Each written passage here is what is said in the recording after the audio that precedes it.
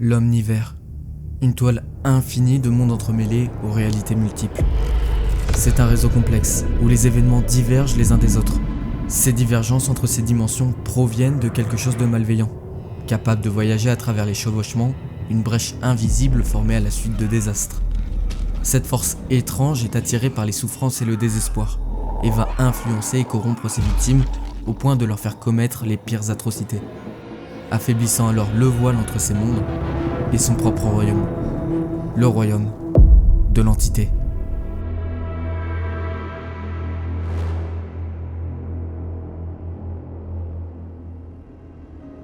Les récits, les notes, les observations.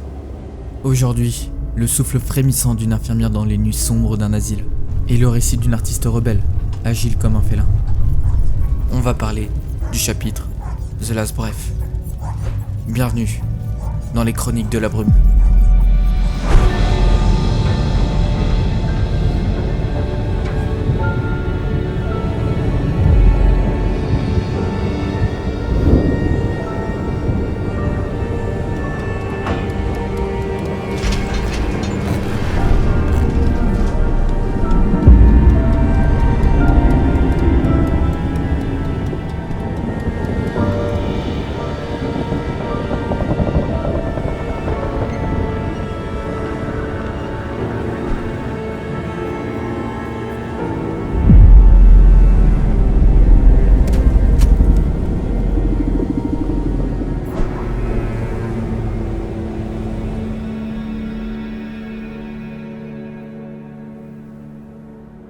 Cette première histoire porte sur une veuve et de son travail acharné.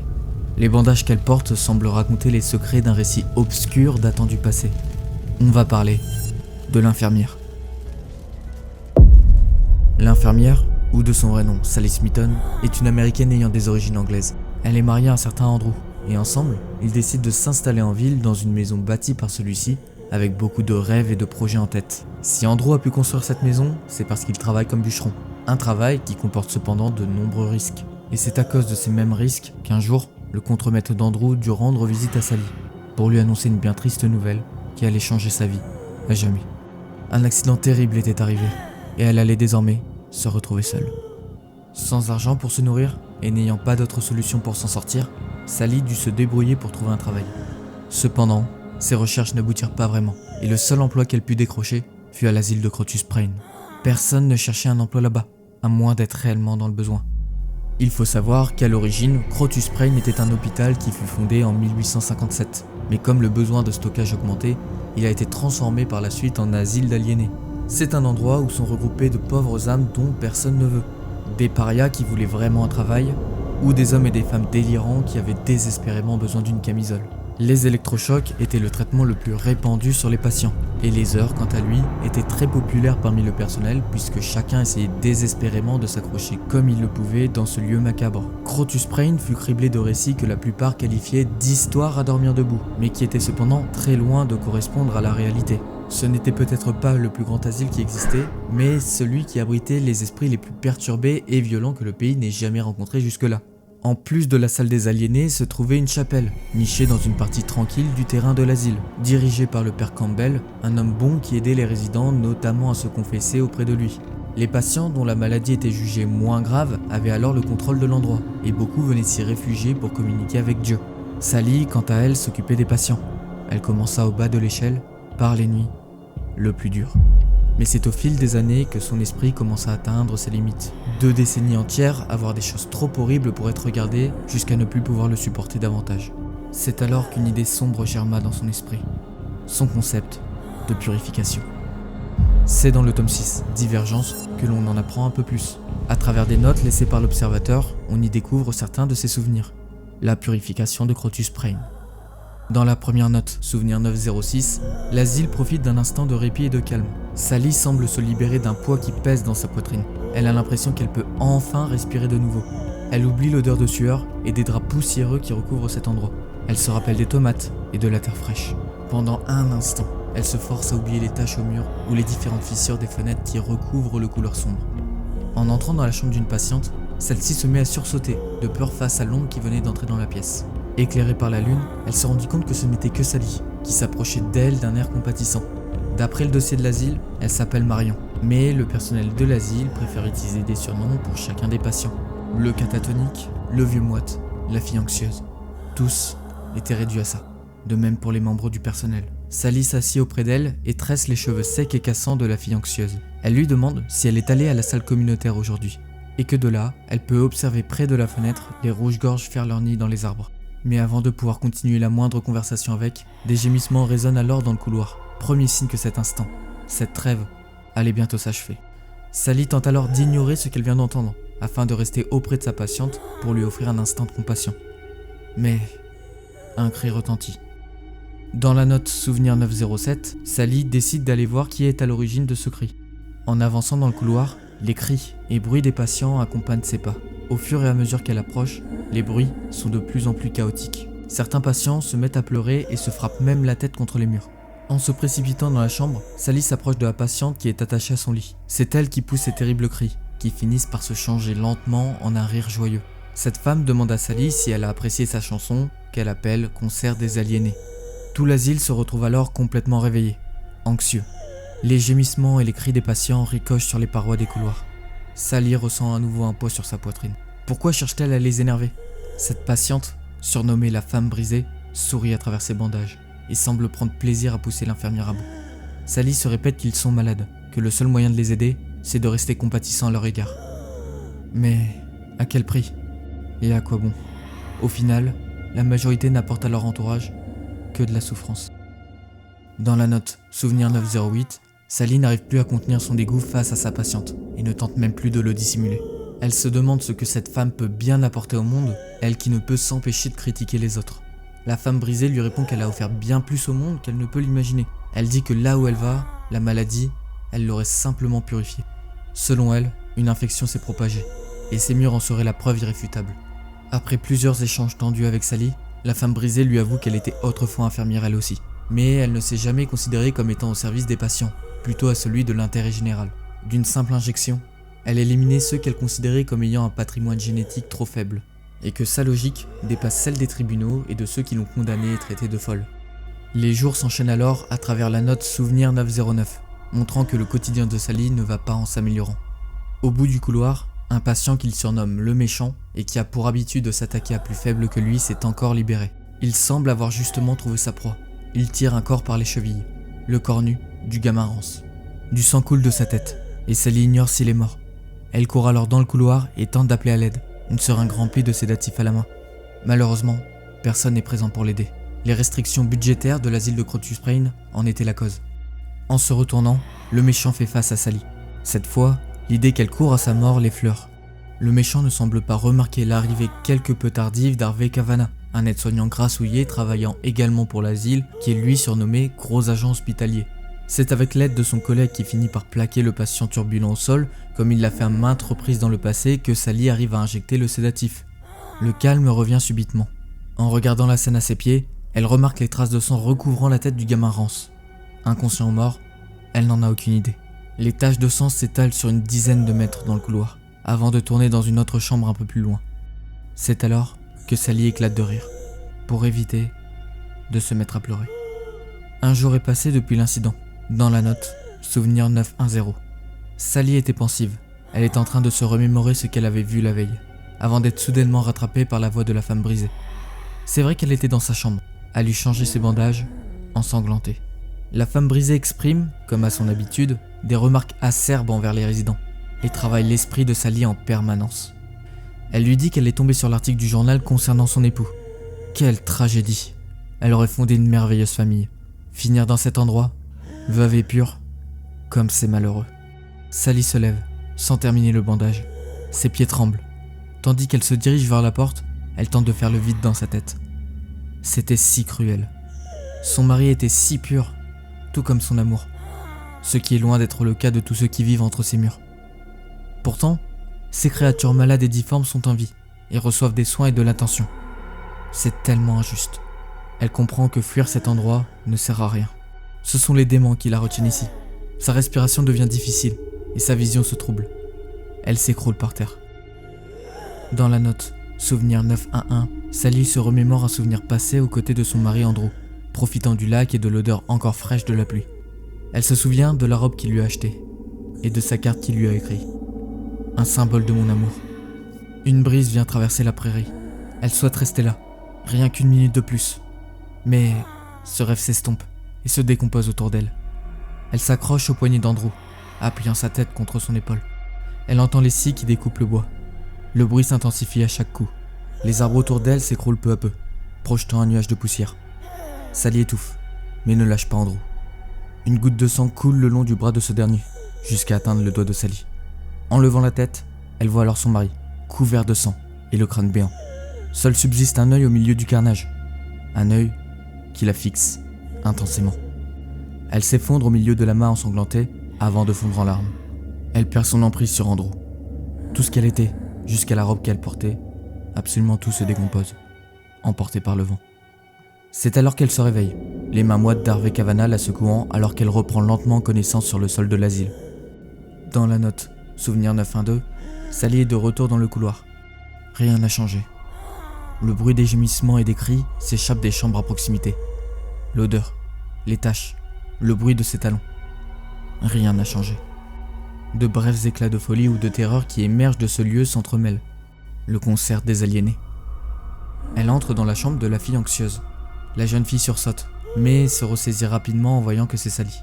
Éclairée par la lune, la jeune fille lui offre un sourire timide, mais chaleureux. Sally commence à lui tresser les cheveux. Elle lui demande si elle a vu les rouges-gorges d'aujourd'hui. Mais cette fois, Sally n'attend pas sa réponse. Les rouges-gorges avaient bien le temps de mourir avant qu'elle ne sorte de cette chambre. Sous ces paroles, la jeune fille finit par se renfermer sur elle-même.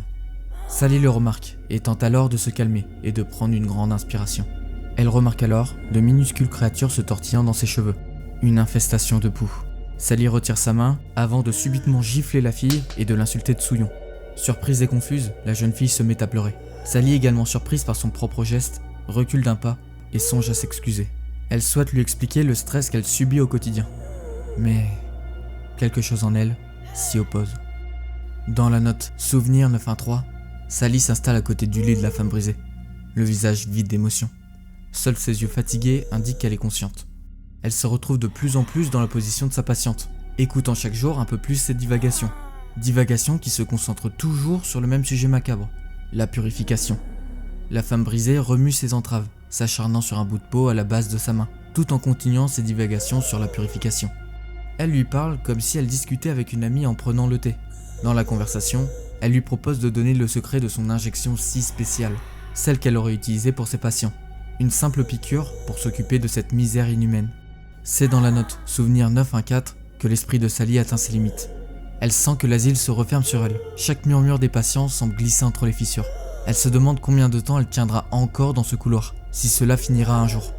Elle passe à côté du catatonique, assis dans son fauteuil roulant, observant les murs avec intensité. Il regarde dans sa direction, mais ses yeux ne semblent pas la voir. Harvey Kavanagh, l'aide-soignant obèse, c'est pas moi qui le dis, c'est l'observateur, sort de la chambre d'un patient et lui sourit. Il détaille Sally des pieds à la tête et s'arrête sur sa poitrine, avant de réaliser que celle-ci le dévisage. Il fait alors mine de regarder par terre, se léchant les lèvres, l'air nerveux.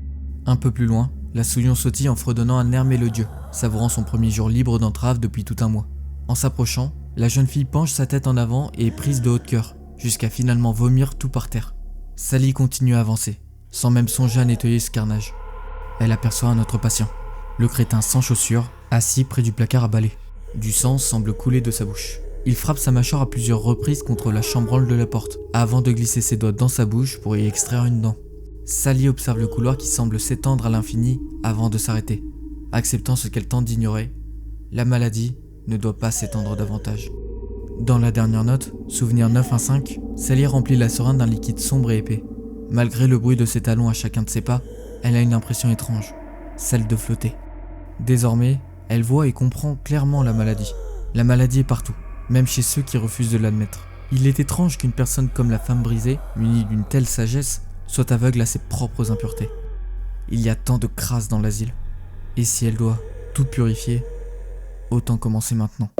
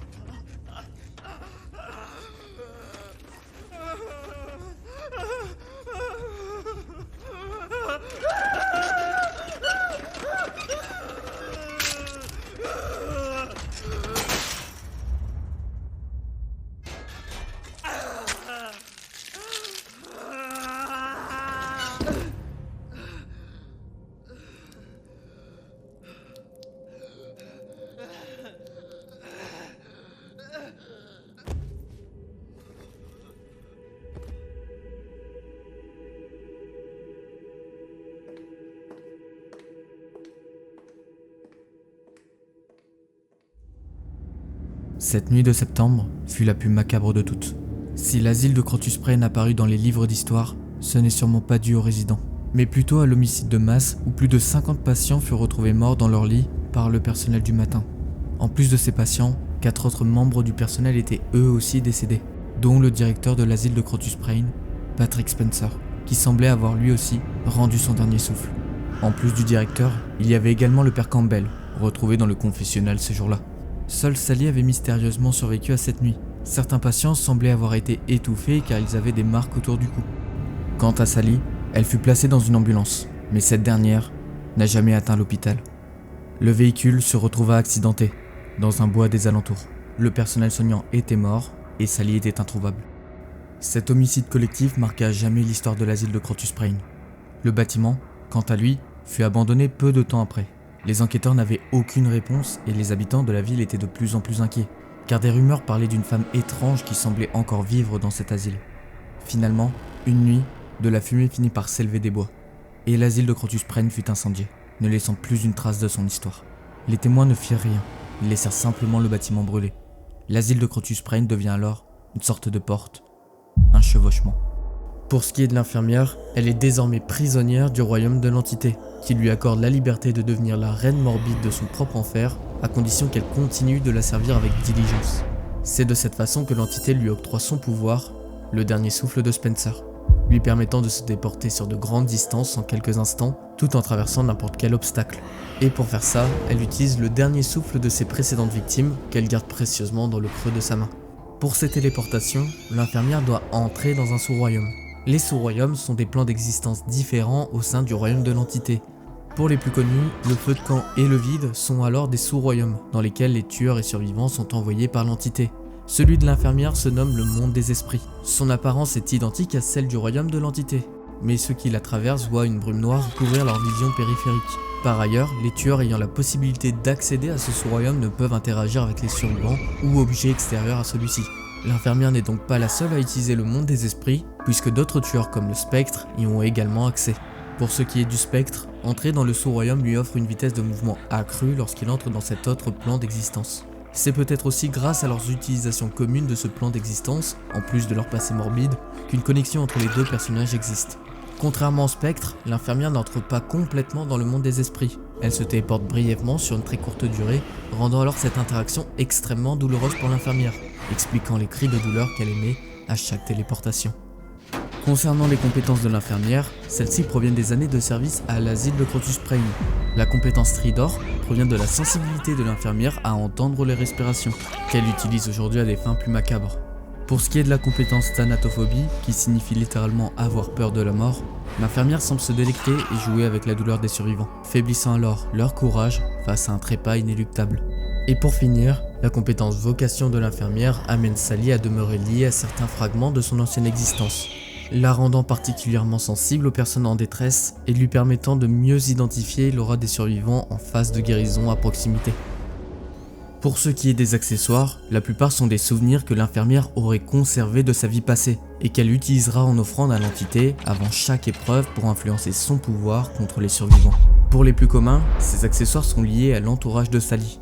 On retrouve sur son patient, le garçon catatonique, un cheval de bois, symbolisant la relation étroite de l'infirmière et de ce même patient, mais aussi le trésor d'un garçon catatonique, qui est une simple pomme de pin ayant un effet apaisant sur lui. Pour ce qui est de la fille anxieuse, Sally a récupéré sur elle un peigne à lampe blanc provenant de la clinique en plus d'un bracelet terne. Juste après ça, pour ce qui est du patient le méchant, elle aurait conservé une cuillère en métal, confisquée dans la chambre 202, suivie d'un souvenir du méchant, se trouvant être une molaire pourrie provenant de son cadavre. Avec ça, Sally a également récupéré une montre à gousset cassée et carbonisée, récupérée sur le corps de l'infirmière Morris, mais aussi la ceinture obscure du père Campbell, qu'il avait l'habitude d'utiliser en temps de deuil. Certains accessoires semblent détenir une force supérieure considérable, à travers des respirations et des allaitements que l'infirmière conserverait dans des bouteilles. Le cri d'anxiété découle de la réaction de surprise de sa patiente préférée. à savoir la fille anxieuse, qui va alors influer sur les survivants de la même manière, en les faisant hurler à leur tour. Avec ça, il existe également l'allaitement intense, une respiration lente et chargée, volée à l'aide-soignant Harvey Kavanagh. La respiration ataxique, une respiration irrégulière et faiblissante collectée sur le garçon catatonique. La respiration difficile, une respiration sifflante appartenant au père Campbell. Et enfin, la respiration spasmodique, une respiration nerveuse et tremblante volée au méchant. En plus des respirations et des allaitements, l'infirmière exploite les derniers souffles de ses victimes, qui sont beaucoup plus intenses puisque ce sont leurs dernières inhalations avant leur mort. En particulier, le dernier souffle de Patrick Spencer, directeur de l'asile de Crotus Prain, qui a eu son souffle arraché de façon déchirante et violente. L'infirmière peut également combiner plusieurs de ses souffles pour octroyer de nouvelles facultés à son pouvoir, comme par exemple le dernier souffle de Campbell, arraché au prêtre de la chapelle de l'asile de Crotus Prain.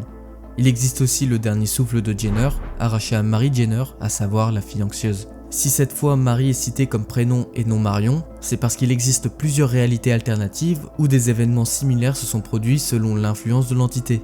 Et la Marion de cette réalité s'appellerait simplement Marie. Vient ensuite le dernier souffle de Kavanagh, un souffle puissant arraché à l'aide-soignant et collègue de Sally.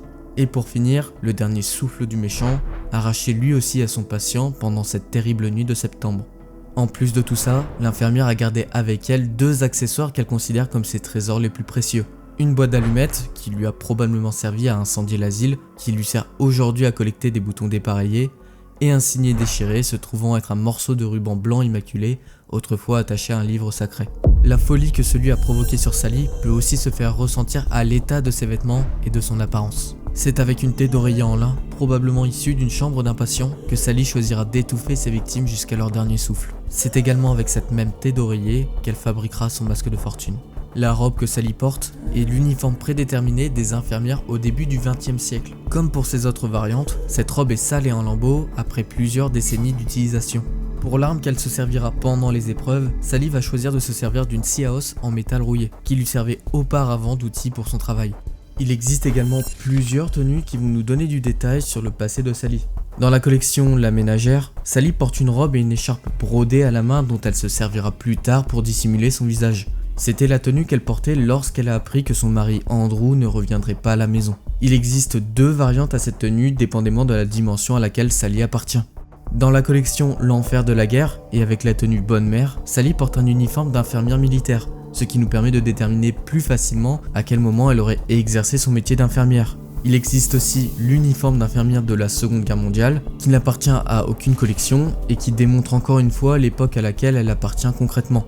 Dans la collection La Mariée, Sally se remémore des fragments de son passé et de cette journée si spéciale. C'est dans la tenue Dans la santé et la maladie que son voile symbolise son innocence perdue, tandis que dans sa version Jusqu'à ce que la mort nous sépare, son voile devient alors un symbole de deuil. Dans la collection Résolution inébranlable, la tenue L'accident nous montre Sally recouverte du sang de ses victimes après les événements tragiques de l'asile. Elle est embarquée dans une ambulance en direction de l'hôpital, mais n'arrivera jamais à destination. Le véhicule fait une embarquée hors de la route, blessant grièvement Sally par la même occasion. Elle est obligée de scier dans sa propre chair pour s'extirper de l'épave du véhicule. C'est également la raison pour laquelle les jambes de Sally sont si abîmées. Et pour finir, dans la collection Répercussions, la tenue Feu mourant nous montre une version alternative de Sally provenant d'un autre terrain. L'environnement qui l'entoure est réduit en cendres, puisqu'il s'agit sans doute d'un démon dévoré par l'entité. La peau de Sally était ravagée par la douleur d'un feu autrefois déchaîné. Sa lame luisait encore, comme si la chaleur n'allait jamais se dissiper. En plus de ces différentes tenues, il existe des charmes qui vont nous donner des informations supplémentaires. Dans la collection Poupée horrible, il existe le charme que la mort nous sépare. On peut y voir une représentation d'Andrew, décédé, dans les bras de Sally, vêtus de leurs habits de mariage. Dans la collection Souvenirs de tueurs, nous avons plusieurs charmes intéressants.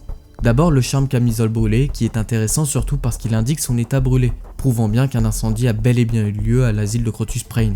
Vient ensuite la montre de gousset volée, qui appartenait à l'infirmière Maurice, travaillant à l'asile de Crotus Prain, décédée elle aussi pendant la terrible tragédie, probablement aussi des mains de Sally. Vient ensuite le charme ambulance anéantie, qui nous montre une maquette de l'ambulance dans laquelle Sally fut transportée avant le terrible accident. Elle fut considérée à la suite de cet événement comme étant décédée. Et pour finir, le cheval de bois de l'infirmière, qui appartient au patient catatonique et qui semble lui aussi avoir été étouffé. Un autre signe montrant que Sally avait vraiment perdu le sens des réalités. Une étrange brume noire s'est depuis formée autour de l'asile laissé à l'abandon. Et c'est bien des années plus tard, après un défi lancé par ses amis, que Nia Carlson va découvrir le voile entre son monde et le royaume de l'entité. Nia a grandi dans une petite ville provençale nommée Jo, en Suède. Bien que ses parents travaillaient dur et qu'ils n'étaient pas toujours présents, elle a tout de même connu une enfance heureuse et une bonne éducation. Très vite, sa marque Mashtix décora sa ville natale sous forme de tag. Elle se considérait comme une artiste de rue. Elle a passé des années à fuir les autorités et se frayer un chemin à travers les rues de Suède, qui lui ont toujours permis de garder une longueur d'avance sur la police locale. Lorsque l'opportunité de déménager aux États-Unis s'est concrétisée, Nia a commencé à se comporter bizarrement. Elle qui était déjà rebelle, cela n'a fait qu'empirer quand elle a atteint ses 16 ans. C'est cette année qu'elle commença à se teindre les cheveux en noir et à les couper d'une manière qui lui plaisait. Ses parents ne retrouvaient pas chez elle ces choses qui caractérisent la normalité chez un individu. Ses parents n'ont pas vraiment compris qu'il s'agissait d'une réaction à leur déménagement. Nia a été obligée de laisser ses amis et sa vie derrière elle. Elle finit alors par rejeter tout ce que ses parents considéraient comme normal. À la place, elle se réfugia dans les skateparks. Ses tags Mashtix furent aperçus plus ou moins partout dans sa nouvelle ville d'adoption, Fall City se trouvant au Nebraska. C'est pendant cette période si particulière que l'on découvre un nouveau récit de l'Observateur, à travers ses notes dans le tome 5, Déchaîné, la fureur au service de la vie. Dans le souvenir 683, Nia se rend à Fall City Park pour retrouver son amie Casey, mais ne la trouvant pas, elle se rend directement jusqu'à chez elle. Sa mère lui dit qu'elle se trouve dans les Narrows, a contribué à la distribution de bouteilles d'eau avec l'aide d'une association locale du nom de Gouttes de Vie. Nia se rappelle avoir lu un article au sujet de ce quartier de Fall City. Les Narrows est le quartier le plus pauvre et le plus pollué de toute la ville. En effet, les usines avoisinantes semblent déverser leurs déchets dans l'eau et la nature proche de ce quartier, au détriment de la santé et de la vie de ses habitants. Pour Nia, ce n'est qu'une question d'argent. Les plus riches et les bureaucrates le font parce qu'ils peuvent simplement le faire, tant qu'il y a de l'argent à la clé. Nia est très sensible à ce genre d'article, mais ses sources d'inquiétude ne concernent pas uniquement Fall City.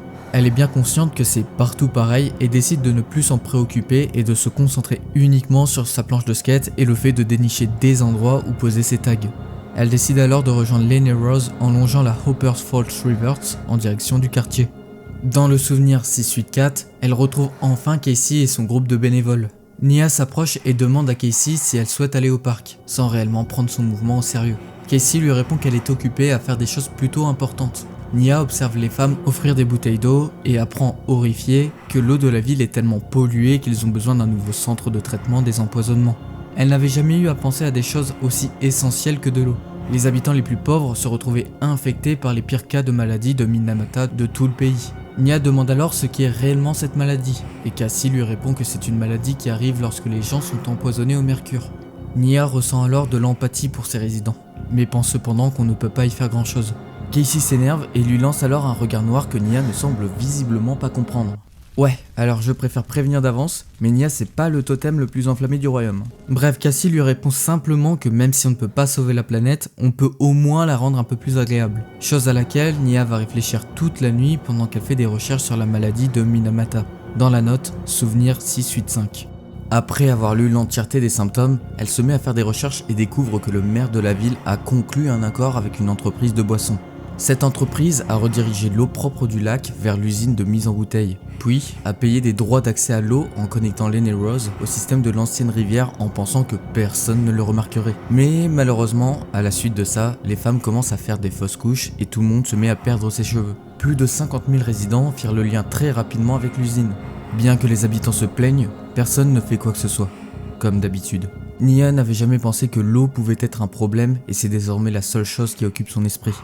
Dans la note Souvenir 686, les idéaux de Nia et de Casey divergent. Casey reproche à Nia de ne taguer des lieux abandonnés que par ego et non par réelle cause. Nia pense à l'inverse, que Casey prend les choses trop à cœur et se sent agressée. Elle ne sait pas ce qu'elle pourrait faire à son échelle, mais malgré tout, elle se sent affectée par cette situation.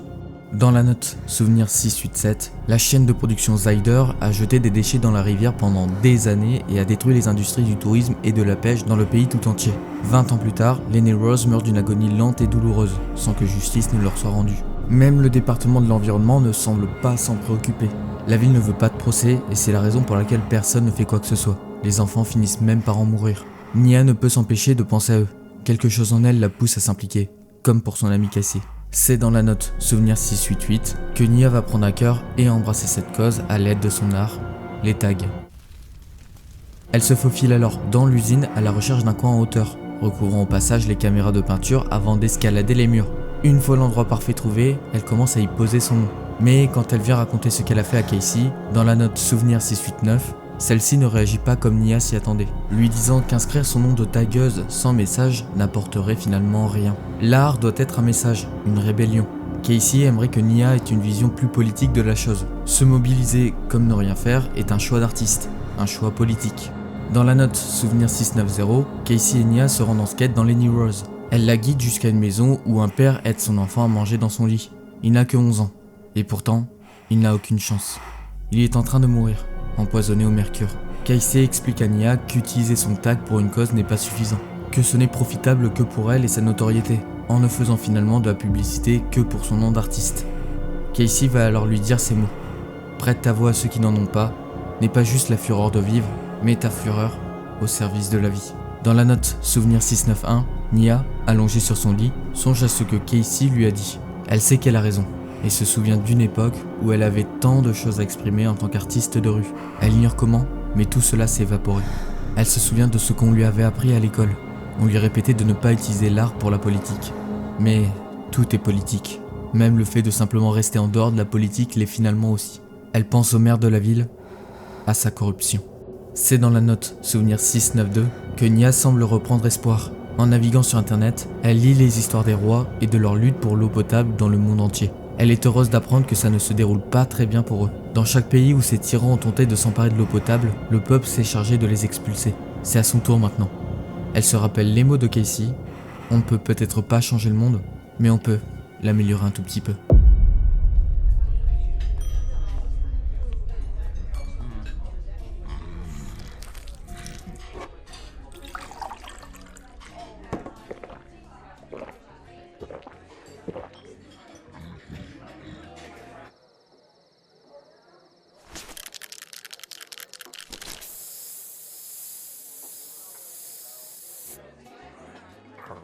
Hey.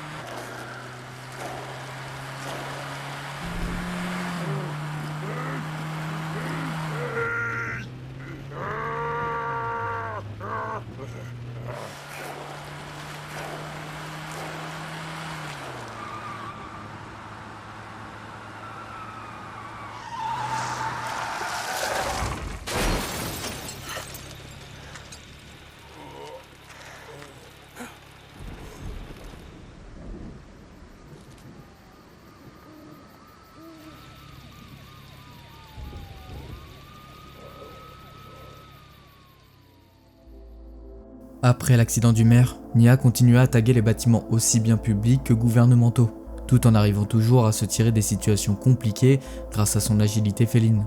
Elle n'avait pas peur des risques.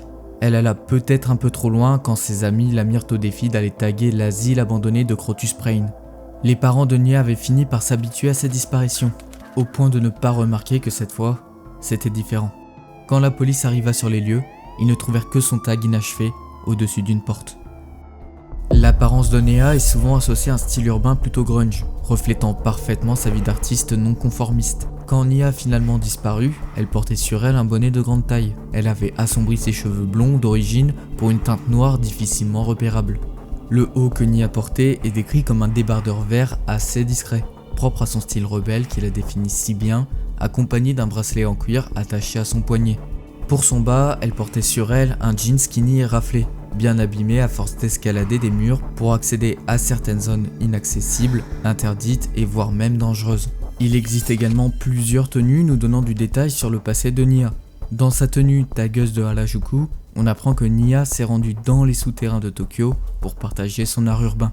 Dans la tenue snowboardeuse téméraire, Nia semble avoir participé à des grands événements sportifs comme le circuit extrême du Blue Summit de Suède. En plus du skateboard et du snowboard, Nia prouve qu'elle maîtrise tous les sports de glisse dans la collection Massacre au bord de la mer, où on peut l'apercevoir cette fois en tenue de surfeuse.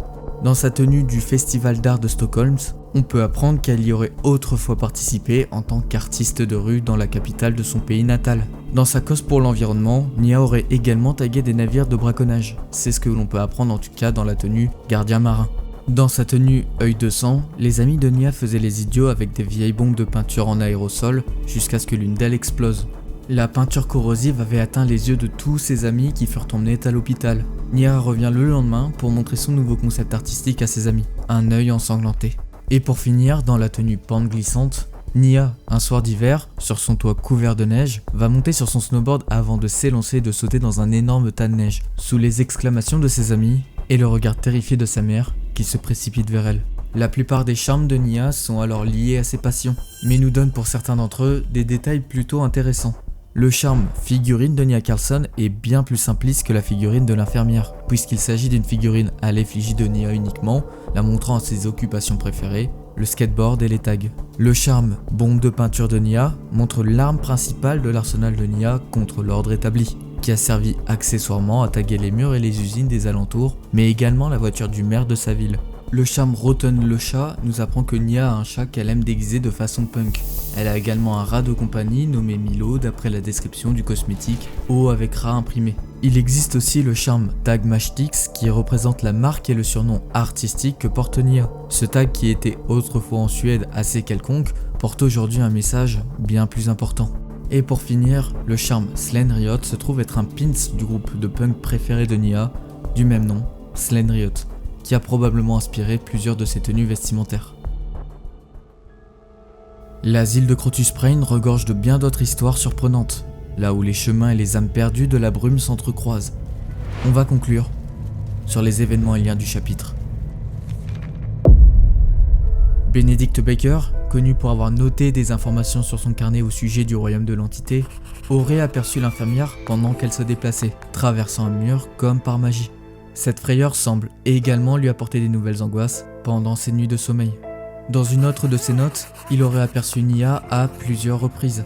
La première fois, il la confond même avec un chat, son ombre se déplaçant alors sans un bruit. Trix est la plus grande fan de l'entité. Elle organise chaque année une fête d'anniversaire en son honneur. Ardente adoratrice des 12 ténèbres, elle possède à la fois un grand talent artistique et le pouvoir de manipuler la réalité. Elle confectionne des masques et tenues en fonction de la personnalité des occupants du royaume de l'entité. Elle offre pour cette occasion une version de ses créations à Nia et l'infirmière. Comme mentionné plus tôt, le spectre et l'infirmière partagent à eux deux un sous-royaume pour leur pouvoir, le monde des esprits, créant une connexion entre les deux tueurs. Quant à l'asile de Crotus Prain, elle semble accueillir aujourd'hui un nouvel arrivant, le clown, qui a longtemps voyagé à travers la brume, se déplaçant de royaume en royaume avec sa caravane de forains tirée par son cheval Maurice. Cette fois, il semble avoir posé ses bagages pour s'y installer temporairement. Maurice d'ailleurs disparaît subitement du carnaval où il est installé après le passage d'une étrange créature, le dragage. On peut apercevoir sa tête tomber du corps de cette chose avant d'être aspirée de nouveau dans son ombre. Le dragage semble s'être nourri de l'essence de Maurice, au point même d'en reprendre son apparence. Pendant la période du fléau annuel, l'entité est infectée par un organisme semblable à une plante, l'obligeant à se purger une fois par an. Sur les ulcères et les pustules qui en résultent, un mystérieux nectar peut être récolté pour créer un sérum putride.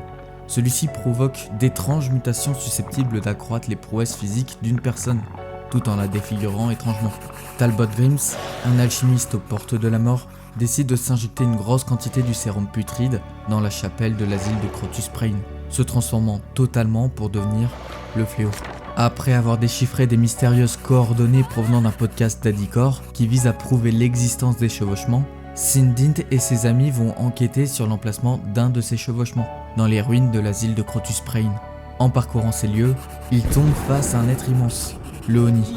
En quelques instants, ils massacrent l'entièreté du groupe, à l'exception de Dint, qui parvient à ramper en dehors de la brume noire. Il réussit à échapper de justesse à l'Oni, qui lui est cependant piégé à l'intérieur sans possibilité d'en sortir.